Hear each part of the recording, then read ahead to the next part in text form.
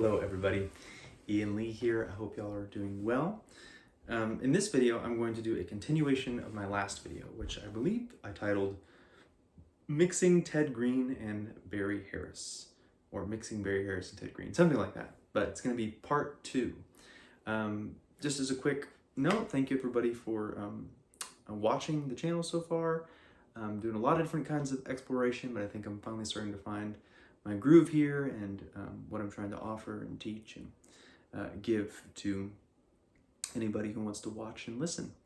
I just hit 120 some odd subscribers, so that's really exciting. I got a bunch of great comments and likes on the last video.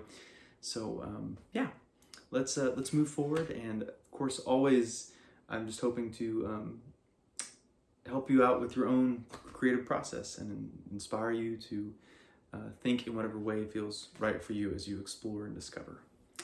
So let's just dive right in. So I'm going to be using the same progression that I did in the last video. It's a progression from Ted Greene's Modern Progressions book. It's a wonderful book. If you have the book or you want to buy the book, it's on page 15. It's a 1-3-4-5 progression. Okay, I'll play it in just its basic version that Ted Greene prescribes.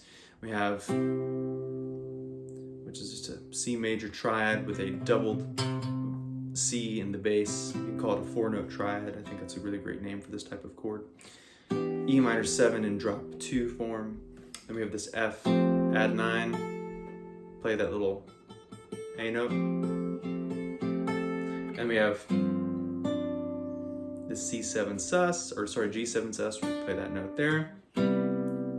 Beautiful progression, very dreamy, kind of, I don't know what it reminds me of, but it's just this kind of,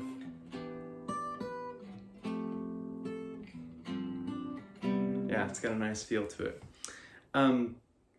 So in the last video, I talked about specifically, I got a little more into this F add 9 chord and some ways that we could actually view that in terms of Barry Harris's scale of chords and how we could add a little more movement into this and sink it into Barry's thinking and really, or take something that we're already playing and think of it from that perspective, from that lens, that viewpoint.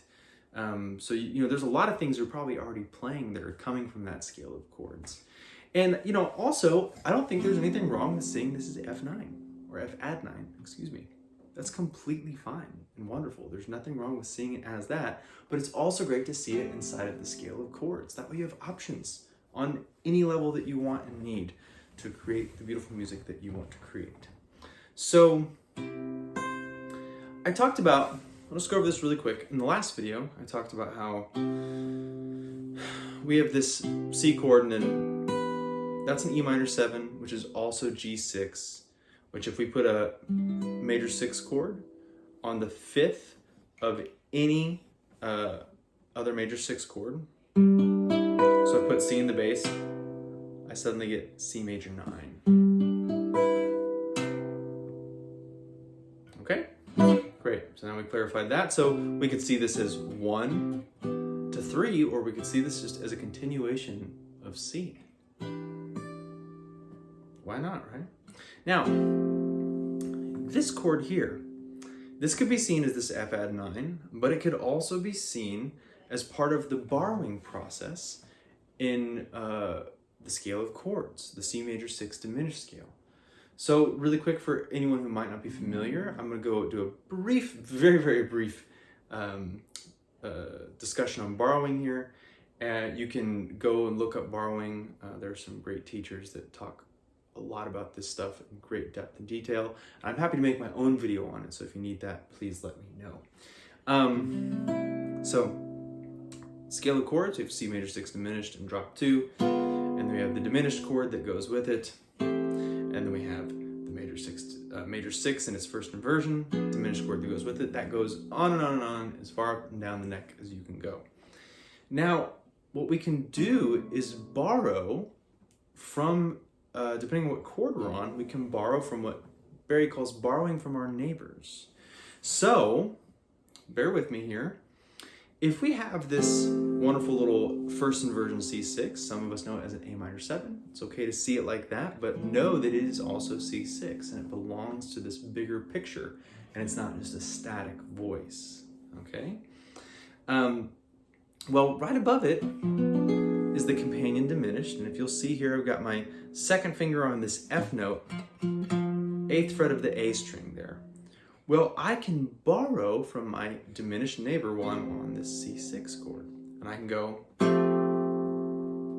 So now, do I have an F add 9, or do I have a C6 with a borrowed note from this diminished chord, which could be seen as, you know, B diminished, D diminished, F diminished. It's however you want to view that in a moment.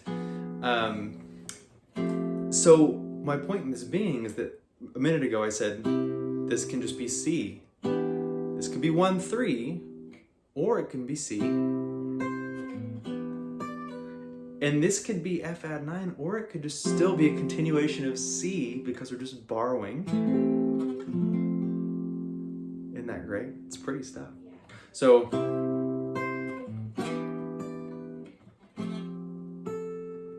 really pretty.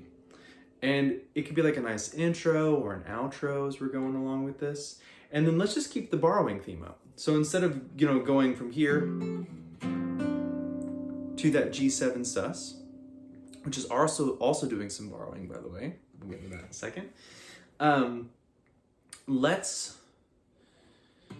Let's do another round of borrowing. So let's create some movement. So we've got C, 6 on the 5, but in third inversion. Borrowed notes on second version of C. And then we have the diminished, right? So let's use that again. And we can do some borrowing here. We could borrow on the lowest note. Keep that theme of borrowing on the bass note, so we can go, right? It's a little bit of a pain to get to, but you know, if we practice, we'll get good at it. We could do something like, forgive me, it's a little sloppy, but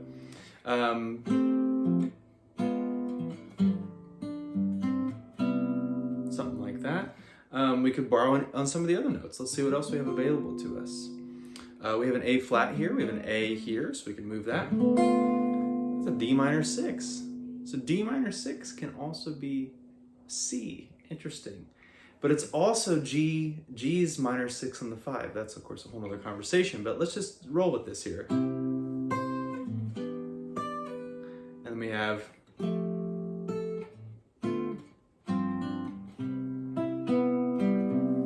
so this could all be C. And I can just resolve it back to C. There's a lot of ways to look at this stuff, and it's, of course, really pretty. And it's, you see how much fun this is? Just to go, well, what if I did it like this? Or what if I did it like this? And then you begin to open up these possibilities, and you can see how you can create this flow of harmony. And of course, we have all these beautiful melodies on top of all these chords too.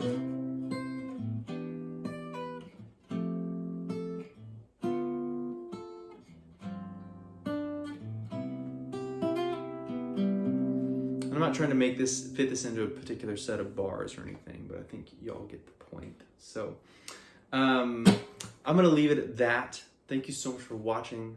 Really appreciate y'all. Don't forget to like, subscribe, comment, share, all those YouTube-y things, and I'll see y'all next time.